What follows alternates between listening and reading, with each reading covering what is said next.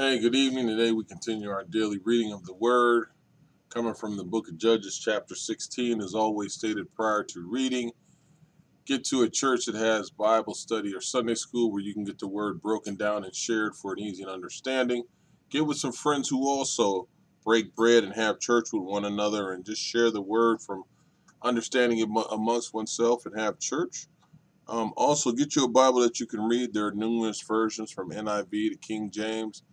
Get one that you can understand. But most importantly and above all, call upon the Lord and ask Him for understanding of His Word.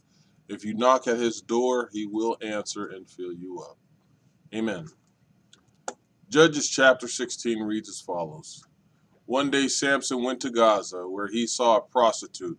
He went in to spend the night with her. The people of Gaza were told, Samson is here. So they surrounded the place and lay in wait for him all night at the city gate. They made no move during the night, saying, At dawn we'll kill him. But Samson lay there only until the middle of the night. Then he got up and took hold of the doors of the city gate, together with the two posts, and tore them loose, bar and all. He lifted them to his shoulders and carried them to the top of the hill that faces Hebron. Sometime later, he fell in love with a woman in the valley of Sorek, whose name was Delilah. The rulers of the Philistines went to her and said, See if you can lure him into showing you the secret of his great strength and how we can overpower him so we may tie him up and subdue him. Each one of us will give you 1,100 shekels of silver. So Delilah said to Samson, Tell me the secret of your great strength and how you can be tied up and subdued. Samson answered her, If anyone ties me with 7 fresh bowstrings that have not been dried, I'll become as weak as any other man. Then the rulers of the Philistines brought her 7 fresh bowstrings that had not been dried, and she tied them with them. With men hidden in the room, she called to him, Samson, the Philistines are upon you. But he snapped the bowstrings as easily as a piece of string snaps when it comes close to a flame. So the secret of his strength was not discovered. Then Delilah said to Samson, You have made a fool of me. You lied to me. Come now, tell me how you can be tied. He said, If anyone ties me securely with new ropes that have never been used, I'll become as weak as any other man. So Delilah took new ropes and tied him with them. Then, with men hidden in the room, she called to them, Samson, the Philistines are upon you. But he snapped the ropes off his arms as if they were threads. Delilah then said to Samson, All this time you've been making a fool of me and lying to me. Tell me how you can be tied. He replied, If you weave 7 braids of my head into the fabric on the loom and tighten it up with the pin, I become as weak as any other man. So while he was sleeping, Delilah took the 7 braids of his head, wove them into the fabric, and tightened it with the pin. Again she called to him, Samson, the Philistines are upon you. He awoke from his sleep and pulled up the pin and the loom with the fabric.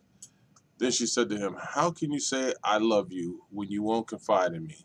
This is the 3rd time you have made a fool of me and haven't told me the secret of your great strength. With such nagging, she prodded him day after day until he was sick to death of it.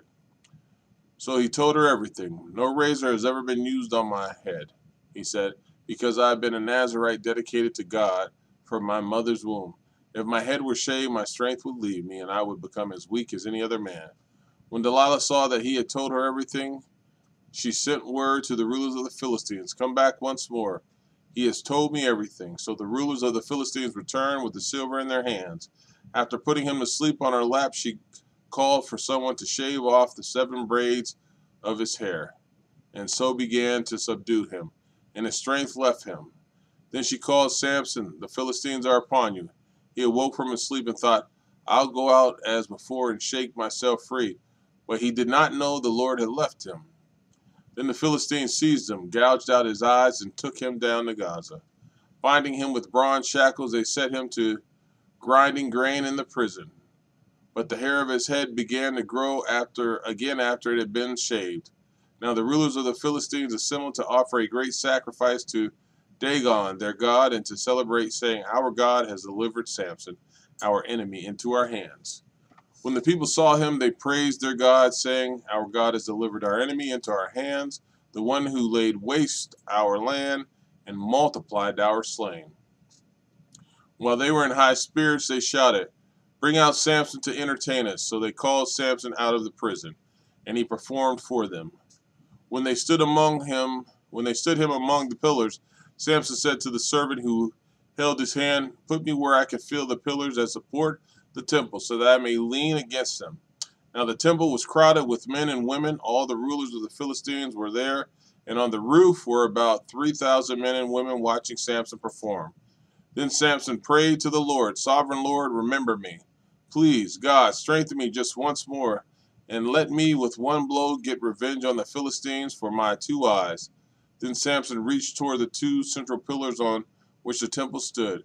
Bracing himself against them, his right hand on the one and his left hand on the other, Samson said, "Let me die with the Philistines." Then he pushed with all his might, and down came the temple on the rulers and all the people in it.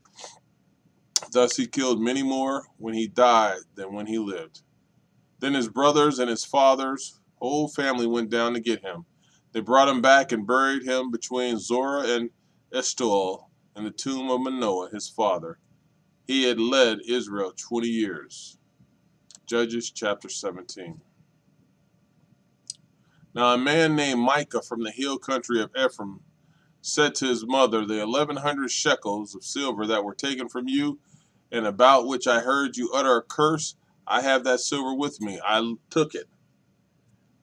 Then his mother said, "The Lord bless you, my son." When he returned the 1,100 shekels of silver to his mother, she said, "I solemnly consecrate my silver to the Lord for my son to make an image overlaid with silver. I will give it back to you." So after he returned the silver to his mother, she took 200 shekels of silver and gave them to a silversmith, who used them to make the idol, and it was put on Micah's house. Now this man Micah had a shrine, and he made an ephod and some household gods, and installed one of his sons as his priest. In those days Israel had no king. Everyone did as they saw fit. A young Levite from Bethlehem in Judah, who had been living within the clan of Judah, left the town in search of some other place to stay. On his way, he came to Micah's house in the hill country of Ephraim. Micah asked him, "Where are you from?" "I am a Levite from Bethlehem in Judah," he said, "and I am looking for a place to stay." Then Micah said to him, "Live with me and be my father and priest, and I'll give you 10 shekels of silver a year, your clothes and your food." So the Levite agreed to live with him, and the young man became like one of his sons to him. Then Micah installed the Levite, and the young man became his priest and lived in his house. And Micah said, "Now I know that the Lord will be good to me, since this Levite has become my priest." Amen.